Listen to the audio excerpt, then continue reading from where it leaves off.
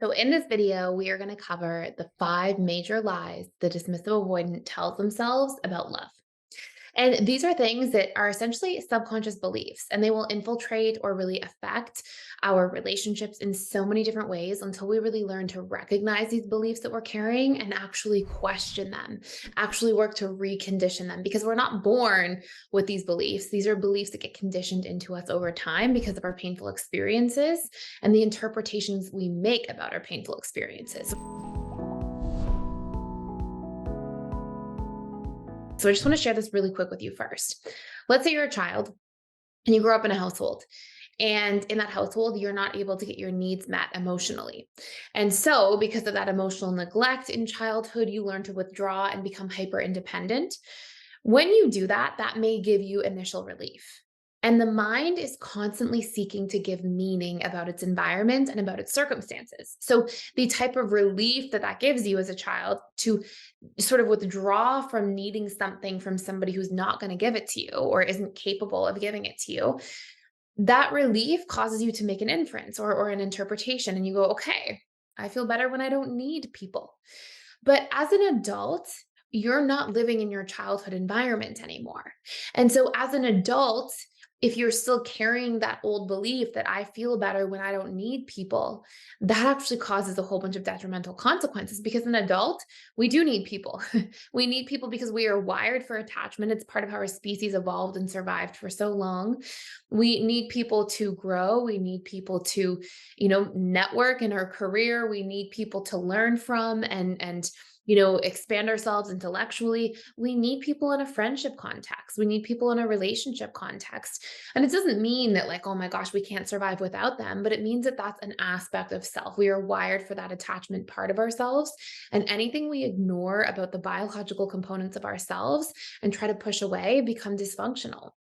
So, before I go into the 5 lies here, and we're just about to cover them, think about the different things that people push away and the dysfunction it creates. If we push away, like, what are we born to do? We're born to eat, drink water, breathe, sleep, use the bathroom, reproduce. And we're born with our emotions. I mean, there's other things beyond this, but these are some really easy major ones to look at.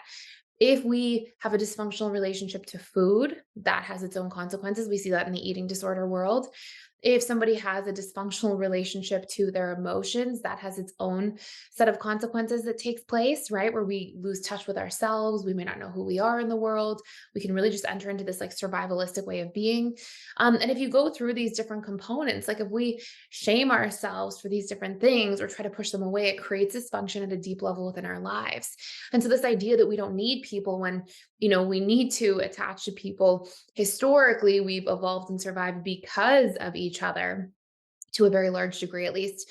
When we repress these aspects of self, there are consequences. So just because it gave you relief in childhood to shut down from something that you couldn't get doesn't mean that that's the best strategy for having the most thriving adult life in your relationships and in multiple areas, like career as well, or friendships, all the other things. So 5 lies. With that being said, number one, I feel better when I don't need anybody else, right? That one we just touched on briefly. So this idea that you don't need anybody else, right? And that you might be really good at being independent. You might really value your freedom and your alone time, but these are not mutually exclusive things. It doesn't mean that you can't also have thriving and connected relationships. So really important thing to be aware of. Number two, if I ignore the problem, it goes away. And generally, this is like just an avoidance strategy, right? If we're really being honest, this idea that if I just shut it out, go away from it, especially in interpersonal relationships, like if I just don't address what happened or if I just avoid what happens, it goes away. And it doesn't go away, it festers instead, right? Whenever we have a conflict or a pain point or a challenge that's unresolved, even though it may go away at the surface, things just fester and then they come out in different ways, right? They come out in a fight later on about something else, or they come out in the fact that like you're so busy repressing things all the time emotionally that now your emotional bandwidth is shrunken so much, right? Now you literally don't have much to give. So there's that huge impact as well. So it's really important to pay attention to some of these things, these ideas that if I ignore the problem, it goes away. It goes somewhere because your subconscious mind stores everything. Number three, the flaws that I'm seeing in this person is an unsolvable problem. So this is a really important thing to pay attention to. So I have seen in a lot of different experiences and circumstances this dynamic of dismissive avoidance flaw finding. And a lot of the time, I would say like 95% of the time, if I had to guess a ballpark for it, the things that people are flaw finding for as dismissive avoidance are actually solvable problems. So, for example, like somebody can be flaw finding that somebody's messy. And, that could be something that you don't like, especially if you're sharing an environment with somebody. And that's okay. It's okay to have a preference.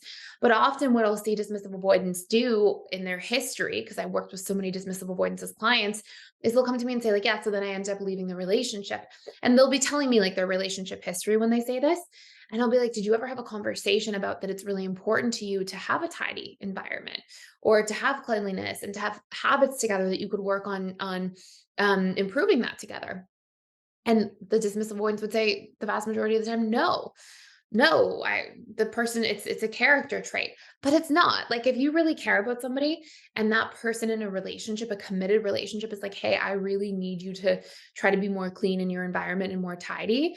These are habits that can change, right? These are things that people can work on together, or create strategies around together.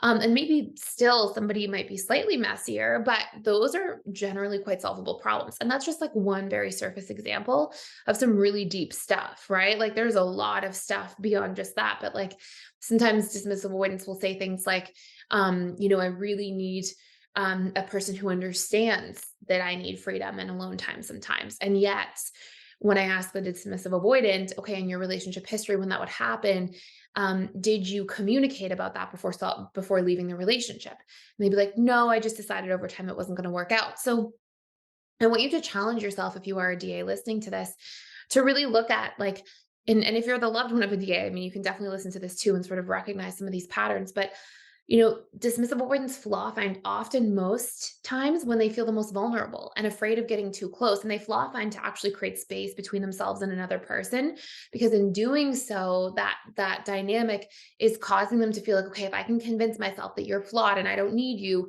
I don't have to feel too emotionally vulnerable. I don't have to feel unsafe in the fact that I'm really feeling my feelings and my feelings make me feel uncomfortable.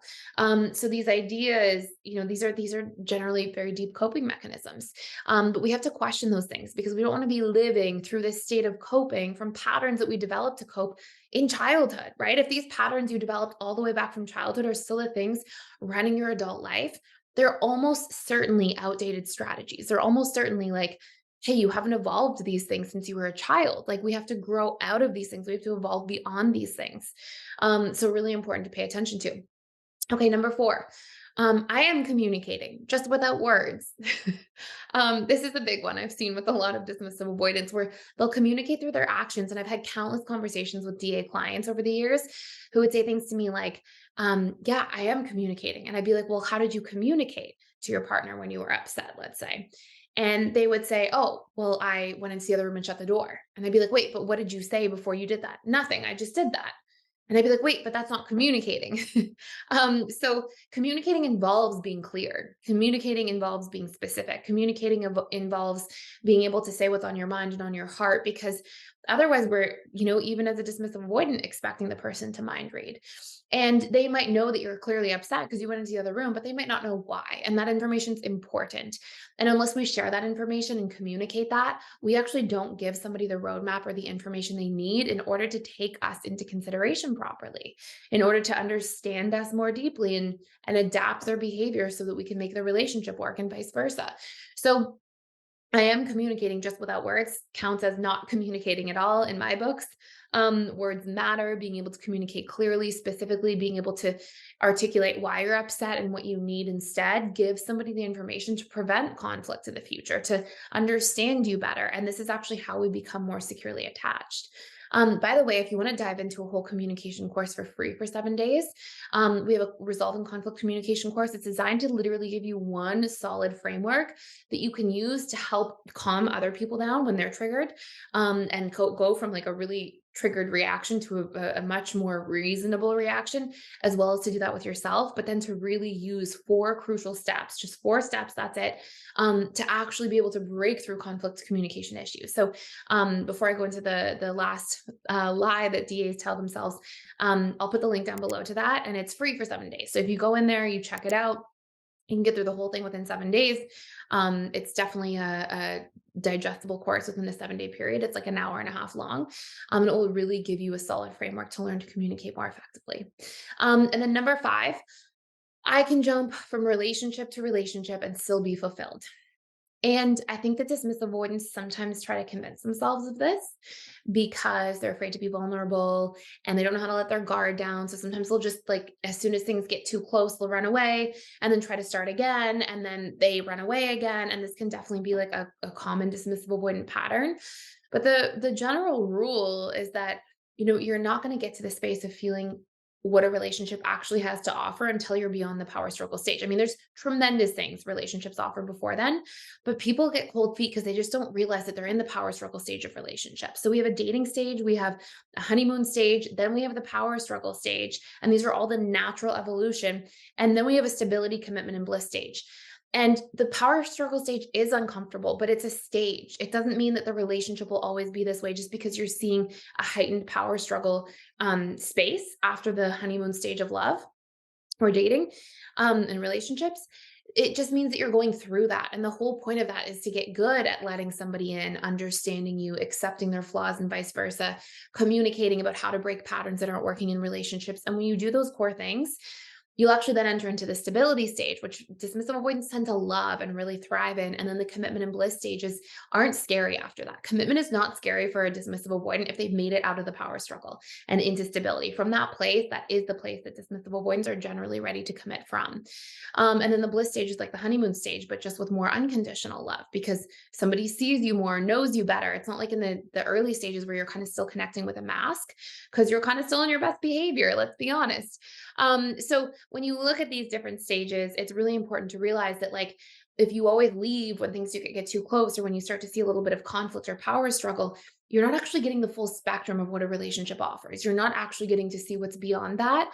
And that's, in my opinion, where relationships have some of the most beautiful components to them because we really trust, we really connect, we really understand each other, we really know how to meet each other's needs. And it becomes this big foundational space that we can really jump off from with one another. So I think it's really important to pay attention to that. And hopefully these made sense to you in terms of the 5 major lies you might tell yourself about love. If you want to work through communication and actually get good at conflict, or if you want a course about how to understand the different stages of relationships, I have one of those for every attachment style, how it works, what your patterns are likely to be, how to mitigate the negative patterns and double down on the positive things. So all of those courses are for free for 7 whole days down below. You can check out everything at PDS using that link down below. It gives you access to the whole platform, webinars. You can come in, ask me any questions, anything like that, again, for free. If you cancel before day 7, you'll never be charged a thing. And you can take a lot of tremendous value from there because it just goes way deeper in there than it would on these YouTube videos because I only have 10 minutes or so. So I hope this is helpful for you. I really appreciate you stopping by and watching. If you're enjoying this channel, please consider subscribing or hitting that like button down below. I would super appreciate it. And I can't wait to see you in the next video.